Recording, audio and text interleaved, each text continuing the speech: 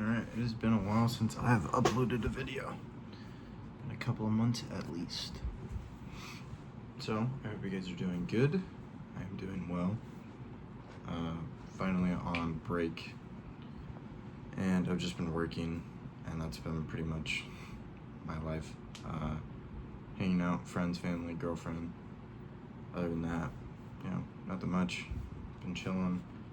Coming back to bring a video about pessimism, the philosophy of pessimism, specifically and mainly Arthur Schopenhauer. And I might bring up a little bit of the philosophy of Philip Mainlander, which was another, kind of a descendant of Schopenhauer himself. Schopenhauer is typically associated with the philosophy of pessimism, since his is very unique, very dynamic. I'll bring up his ideas about it, his arguments for pessimism, things like that. So I've talked about Schopenhauer a couple of times on my channel, but I've never done a deep dive into A, the philosophy of pessimism, and B, his personal philosophy himself and his character. A lot of philosophers who have studied Schopenhauer have said that his philosophy can be found within his life. So I will start there. Schopenhauer, when he was young, his father had committed suicide. I believe his father had committed suicide. And his mother was a very mean and harsh lady.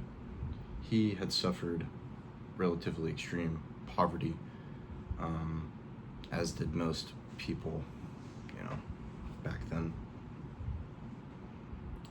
He was very, very intelligent, very smart man. But it was those formative years of the despair that he had seen war, or aspects of war in his societies, death, disease, suicide, all of these things, suffering, suicide, and immortality. He started synthesizing at a very young age. He wrote his magnum opus, The World as Will and Representation. The World as Will and Representation he wrote when he was very young, I believe in his early 20s, or maybe even, I think in his 20s or in his 30s, and he had relatively the same philosophy throughout his entire life, and ultimately would become a well-known figure very later on in his life as he was close to death.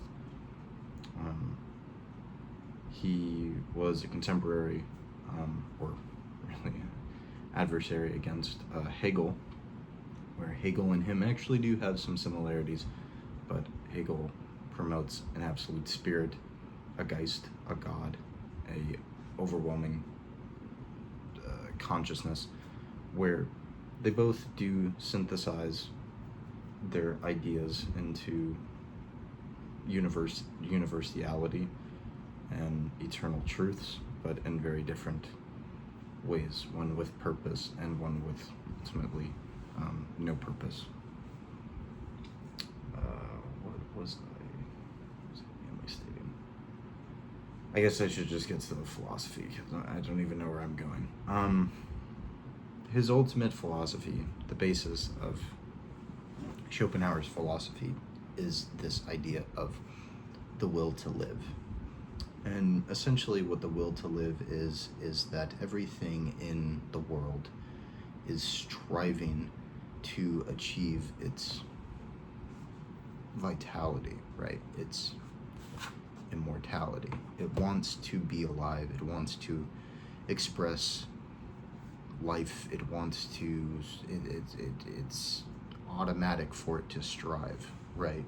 To a goal, to a purpose, to achievements. If I get this job, I will be happy. If I get this girlfriend, I will be happy. I get this boyfriend, I'll be happy. If I have this amount of money, this amount of status, this amount of success, I will be happy. You know, things. And he believes that everything tries to do this, right? He takes from Kant the phenomenal and the noumenal world. The noumenal world, the things in it of themselves, right? Like I always use this example, but the pencil in it of itself. The phenomena, the perception, me, right? The perceiver, the subject, is perceiving the object, right? I'm looking at this pencil, right? And I can see this pencil. I've identified it as a pencil, but I'm not the thing in it of itself. I'm not the pencil itself.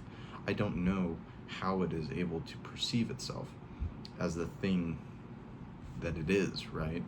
And as far as we know, it has no perception whatsoever.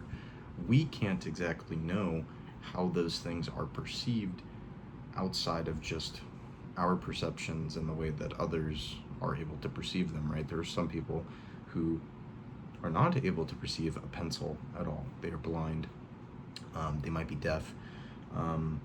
Maybe for whatever reason they are not able to feel anything, right? They're deaf, blind, and numb to texture, sensations, feelings, any sort of sensory organs. How would they even possibly know that this is a pencil, right? But my point to that is all of those things, the things in and of themselves, strive to be something. Think of it like with Aristotle. Aristotle said that things strive to make a mean. They strive to be something. They are striving to achieve eudaimonia, which eudaimonia is happiness. You know, it's the fulfillment and the purpose of the object's intended purpose. The intended purpose of a pencil is for me to write. You know, it's intended for me to erase with an eraser. It's intended for me to use it to create written language. It has utility to draw, to bring things to life. It has a utility. Paper, you know, same with writing. It has writing. This is the ability for me to process this information into my conscious and subconscious being, and to carry knowledge and information to other people and to utilize it within my life. That is a purpose. It has a purpose. Schopenhauer believes that the things within society and just everything in general, when it's trying to have and find its own purpose, it fails. That everything ultimately fails to find a specific purpose and a specific meaning. And that is a very scary existential sort of thinking, because especially within Western philosophy, any philosophy pretty much prior to that had been the exact opposite, that everything has a divine spark, a utility, a purpose, a teleos, right? An end goal, something we are all working towards and striving to become and then finally be something. And Schopenhauer denies that. Schopenhauer says that we are merely agents of instinctual chemical processes that are just trying to strive for the sake of striving, right? Like, what else is there? What else is there other than to die and to stop existing and to, you know, go back to wherever we were? And the only way that he really combats this framework, same with Mainlander, is to have pity on our fellow individuals, that we can understand the suffering that other people experience. And he was a big proponent to individuality and finding freedom within oneself, and finding freedom through an art and poetry and philosophy, right? he believed that those were human endeavors, and denied really anything else. Yeah, that everything is trying to strive to some sort of life, and that it's ultimately pointless, that the life that things are striving to is it was a cosmic accident for them to have existed. And really the only way that, again, he provides that is for pity, to show that everything is ultimately ending in a type of decay. Yeah, I will talk about Mainlander. So that's Schopenhauer, and obviously that's a very brief explanation of his main thoughts and critiques. I would have to read even more in order to understand what those are. But within Mainlander, he says a very similar thing, but almost an even more pessimistic way of approaching that philosophy. He states that if there is a God, that God, when he was fully created, instead of the will to live, it is a will to die. That everything wants to, as soon as it is alive, it wants to die, because being here is worse than not, right?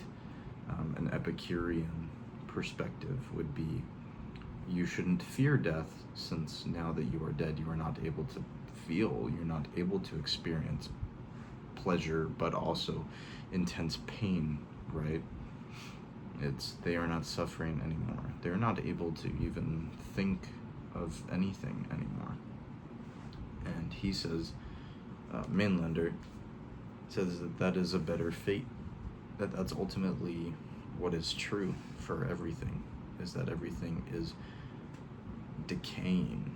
God himself was splitting away pieces and fragments of himself far and far, into eventually all of himself, the infinite expression of God, would finally kill itself.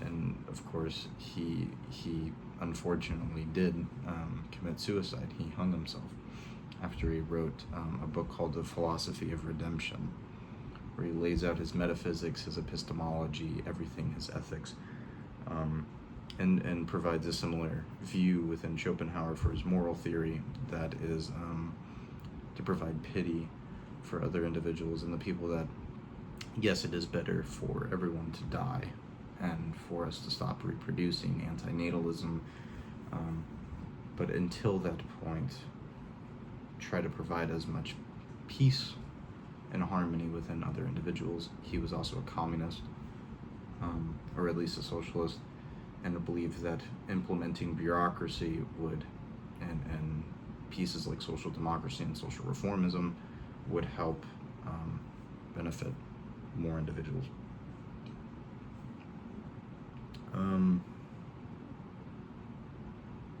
It's a very dark philosophy, and it is one that,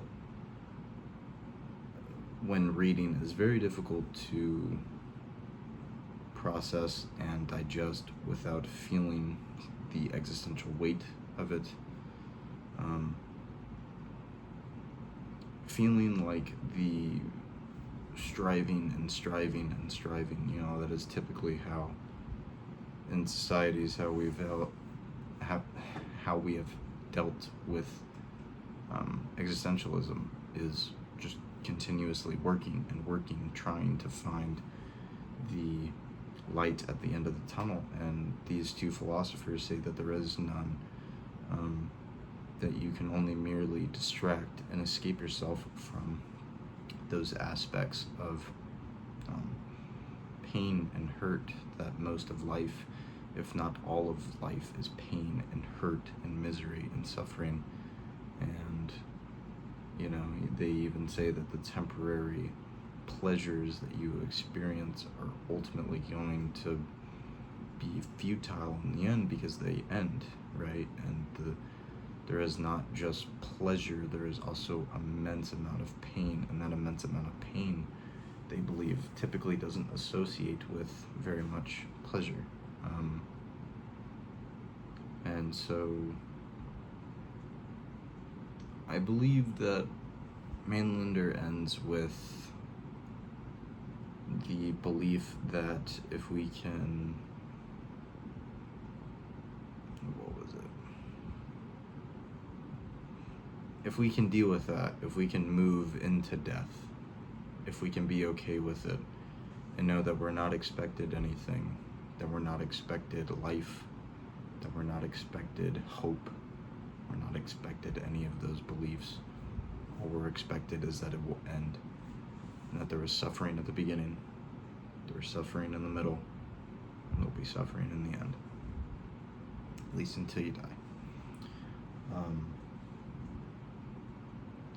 He believes that that's kind of beautiful in the sense that it all ends and it all stops, and that's what he interpreted, actually, the Bible of heaven is the ceasing of everything. The ceasing of pain is really the ceasing of existence, is the ceasing of being. Because in order to exist, there has to be some pain. In order to exist, there has to be some type of suffering, right? Because that's the freedom. And it's not very hopeful, not a very hopeful philosophy. So I'm going to end it with reading a little bit of Schopenhauer to kind of give you an aspect of what he believes.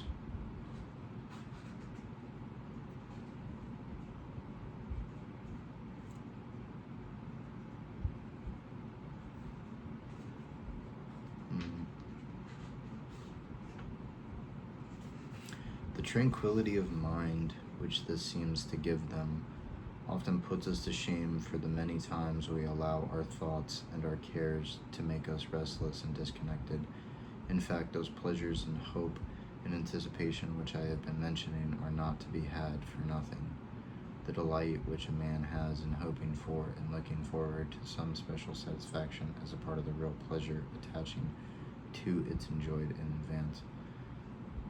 This is afterwards deducted, for the more we look forward to anything, the less satisfaction we find in it when it comes. But the brute's enjoyment is not anticipated, and therefore suffers no deduction, so that the actual pleasure of the moment comes to its whole and unimpaired. In the same way, too, evil presses upon the brute only with its own intrinsic weight, whereas with us the fear of its coming often makes its burden 10 times more grievous. So what he's saying there, where he talks about the brute, is also with other types of animals. So with other types of animals, they are more in the moment. They're more intrinsic, right? They're just kind of striving within no logical processes, typically. For most animals, it's do, go, go. And that's a double-edged sword for them, where they feel the most amount of pleasure in the moment and the most amount of pain in the moment, but then it dissipates, right? And there's nothing else, but they're in the moment. Whereas for humans, at least, obviously take it with a grain of salt when he was thinking about this back then, but for humans, they experience the pain now, they experience the pain later by remembering. They experience the pleasure now, but they can also experience the pleasure later. Right, with John Stuart Mill, he saw that there was two types of pleasures. There's the momentary pleasure, there's the active pleasure, and then there's the passive pleasure. The passive pleasure is the psychological or mental states where you can keep looking and reminiscing about pleasures and happiness over and over and over again, right? And so that's what makes human beings intricate, is we can see in hindsight the suffering that we had, and maybe we can sort some type of meaning to it, and be able to constantly move forward, to have pity for other people, to want to minimize suffering for other individuals as much as humanly possible, to care for other people even when it does seem useless or futile. Those are important characteristics and attributes and things to do. Now, am I a pessimist? No, not really. But I do agree to a certain extent with their philosophy of how hard and heartbreaking life can be, often is. And yes, it does seem like there is oftentimes more pain than there is pleasure.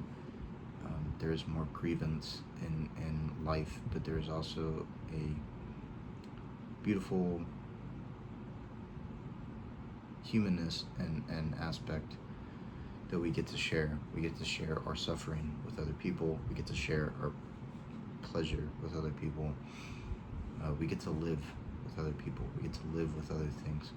Even if we know that we will die, we at least get to experience it while we are here. We may not ever remember it or ever be here again in order to experience it, but we were here.